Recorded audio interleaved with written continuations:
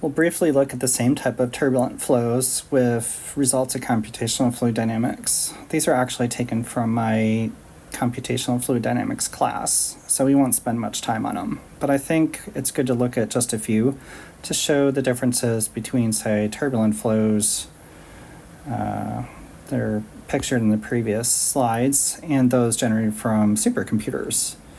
And there's all kinds.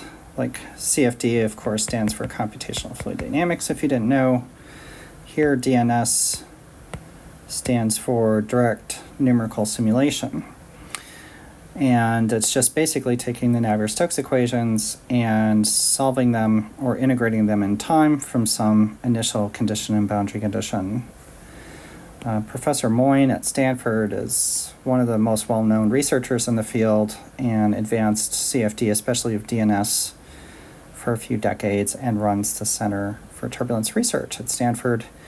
This is a number of contours on a computational domain with x, y, and z points in the x, y, and z directions. And what you're seeing are just ISO contours. So it just gives you an idea of the complexity of the flow. And on YouTube, there's definitely a lot of videos to check out. If you're curious, I want to see what more of them look like. Same research group. It's a large eddy simulation. Here's a nozzle. Flow moves from left to right. And here's cross-stream contour plots at various locations, moving downstream A through E. For example, this line here, A, is at the nozzle exit. And as you move downstream, turbulence has a so-called memory. And it does kind of track the chevron nature of the flow, and it expands out. But same equations, might have a more advanced energy equation that can have chemistry, electromagnetics, and probably a real gas law or some empirical lookup table for the gas laws. There's more turbulence. You might go into a combustion chamber. LES, by the way, means large eddy simulation.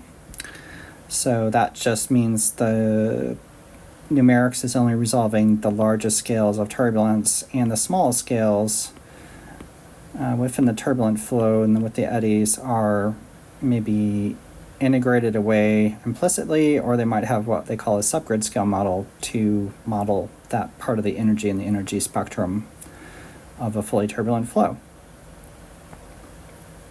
Other examples, large eddy simulation, and today they're starting to do portions or even entire segments or full engines, which was just a dream not many years ago, even with unsteady RANs, and they're starting to do it with large eddy simulation, which is cheaper than DNS, of course.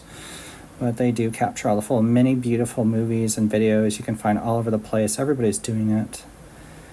Another great example is the turbulent boundary layer. Flow moves from left to right, and this gray thing is a shock surface that bounces off, comes down and bounces and reflects off the turbulent boundary layer.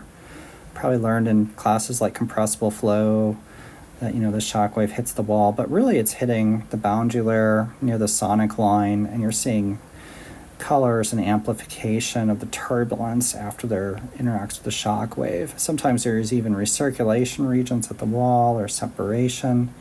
These are all very complicated issues, but it's a great subject to study, the shock turbulent boundary layer interaction. Very enjoyable, and you can make a career in it if you want.